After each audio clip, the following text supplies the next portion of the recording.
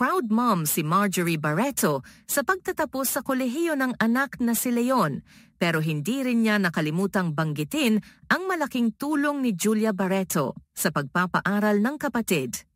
Sa kaniyang Instagram post nitong linggo, ipinagmalaki ni Marjorie ang sipag at tiyaga ni Leon. "My only son graduates college. As his mother, it was always important to me that he finish his studies," caption ni Marjorie. "Leon, you honored our wishes.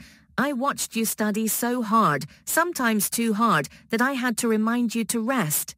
Yesterday, all your sacrifices shine through. You made us so proud." Bukod kay Leon, pinuri niya si Julia na kusang loob umanong tumulong para makapagtapos ang kapatid. "Seeing you beam with pride in his graduation was a beautiful reminder of family and love," dagdag niya.